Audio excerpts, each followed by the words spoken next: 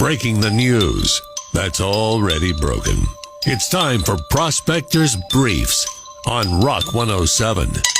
The value of X is down 70% since Elon Musk took over. A guy hasn't destroyed a brand like this since Russell Wilson joined the Broncos. Harvard President Claudine Gay resigned amid mounting claims of plagiarism. Asked if she worries about her future, she said, "The only thing I have to fear is fear itself." The NFL fined Carolina Panthers owner David Tepper $300,000 after he was seen on video throwing a drink at a Jaguars fan from his luxury box. It marks the first thing thrown all season by someone associated with the Panthers that actually hit its intended target. It's 60 Minutes meets Gone in 60 Seconds. Tune in tomorrow for Prospector's Briefs on Rock 107. ChatGPT, cracking jokes, getting essays started, whatever. Seems harmless, right? Well, buckle up because tech experts are waving huge red flags about AI's hidden environmental tab.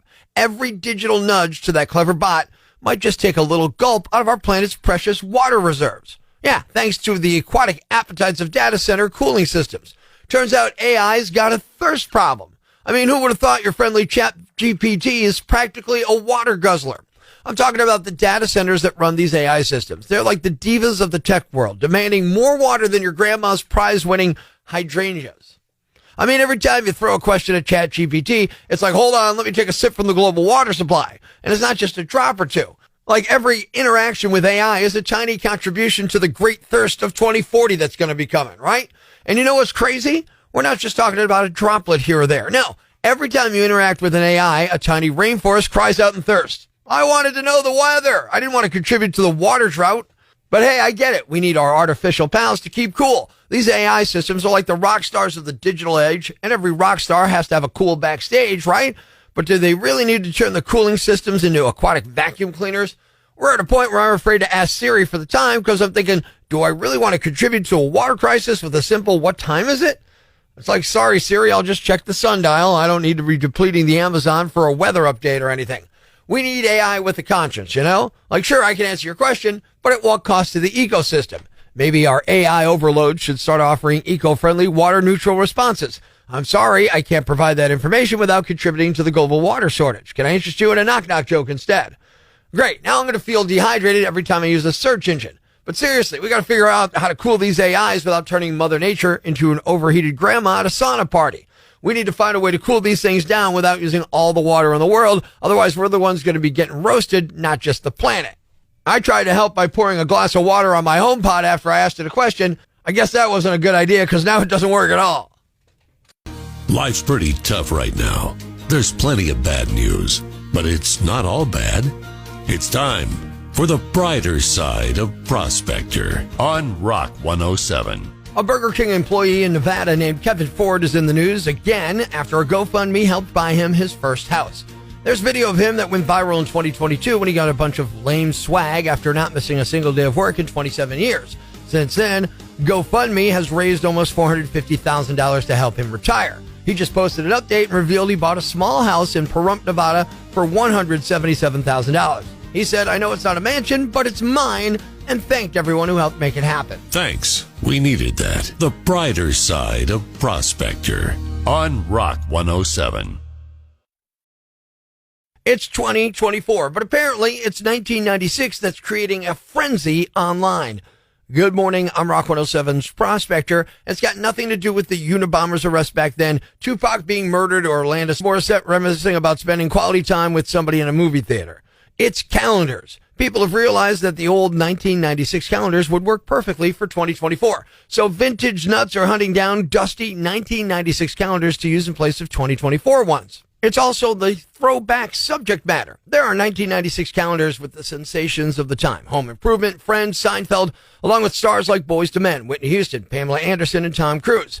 1996 calendars on eBay are going for anywhere between $20 and $200. So if you still got one in your basement, you should use it or sell it because they won't line up perfectly with the new year until 2052. It's a new year and you need a new calendar. Or do you? Introducing RetroCal. Retro calendars from 1996 where the days of the week match up in 2024. Oh my God, why hasn't anyone shown me that before? That is hilarious. Yep, RetroCal has vintage calendars complete with pop culture from the 90s that's still relevant today. I mean, isn't that just kick you in the crotch, spit on your neck fantastic? Including Tom Cruise, Jennifer Aniston, Seinfeld, and more. It is what it is. And hang on to your RetroCal because you'll be able to use it again in 2052. Oh, yeah! Happy 1996! Northeast PA's Classic Rock 107. I'm Prospector. It's time to twist it up. One-letter plot twist, where you change one letter in the title of a TV show or a movie, and you change the entire plot. That's what I'm looking for this morning. I'm asking on my Facebook, facebook.com/Angry Prospector. Gary says, Tar Wars. A young Luke learns of his family's dark past as a black tar heroin dealer and transporters. Meanwhile, a tall, dark helmet-wearing law officer is on his tail with the backing of all government agencies. Will the old man in the desert return to the illegal trade to help young Luke? That's brilliant. Darcel says Dawson's Creed, Dawson's journey to the priesthood instead of sexual awakening in a small town. And Donna, the Tardy Boys. Two brothers, Frank and Joe, try to figure out the truth as to why they're always late for everything. Yeah, change one letter in the title, change the whole plot. Ryan, Pork and Mindy. Mindy struggles in the adult film industry until she meets Pork from Ork, who teaches her new tricks and help her land a contract gig at Vivid Films. On to the rock lines. I want to know your one-letter plot twist. Rock 107, what do you got? Prospector, I got one for you. Yeah, let's hear it. Die Hard. We'll change the E to a C. We'll call it Dick Hard. No, listen. Listen, it's about overworked and overzealous detectives in New York City. How's that? All right. Okay. For a minute, I got very scared there. What's your name? This is Joe. It is a family show, so I was a little nervous about that. Brenda says Mellowstone instead of Yellowstone. Everyone sits around and gets high all day. No worries, man. Wendy says Charlotte's wet. Relax. It's about the itsy-bitsy spider, Charlotte, who came out of the water spout and all that good stuff. And Benjamin, Top Gun becomes Top Pun. Maverick and Goose go up against the best comics in the world to see who's got the best puns. There's your one-letter plot twists. Ladies and gentlemen, grab the kids, call your neighbors, and gather around the radio. It's now time to announce the winner of Prospector's Jam Bag of the Day, as decided by you at rock107.com. We uncover the most baffling, ridiculous, pathetic, cockeyed, laughable, preposterous blunders in the world of misdeeds. Nominee number 1. If you're sputtering through town in an old jalopy and someone steals your car, don't expect it to be a top priority of the police, unless you sweeten the pot a little. A 29-year-old woman in Connecticut named Pamela Rodriguez was arrested recently after her car was stolen. Problem was, she told police her child was in the vehicle just because she wanted the cops to get serious about finding her car. It's hard to imagine what her endgame here was. They were going to find out about the kid not being in the car, whether they found that car or not, and they would not be happy about being lied to. And that's what happened. They figured out she was lying. She was charged with making a false report. Oh, and her car's still missing, although police say they're still looking for it. Nominee number 2. Buckle up or get arrested? Yeah, Pennsylvania State Police troopers conducted a traffic stop in Pike County on December 30th around 9 p.m. They say during that stop, the front passenger was not wearing a seatbelt, so the troopers asked him to provide identification. He didn't have ID and said his name was Michael Hall.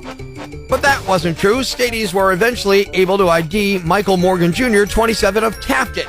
Morgan was wanted on 2 warrants and was part of an investigation into a recent assault. When they attempted to place him under arrest, that's when he began to kick troopers and flee. He even grabbed a trooper's taser and fired it, but missed the trooper. Morgan was suspected of being under the influence of drugs. He was arrested and bail was set at $100,000, while bail for the assault incident was set at $50,000. And the winner is the woman who lied about a kid being in her stolen car so the cops would work faster. You are the Yam Bag of the Day, and we'll move on to Friday's Yam Bag of the Week competition. Keep it here for all the nominees for Prospector's Yam Bag of the Week, Friday morning on Rock 107. Prospector's Prime Cuts podcast. Be sure to catch us live weekdays from 5:30 to 10 a.m. on Rock 107 or online at rock107.com or the Rock 107 app. A free download for your Android or iPhone.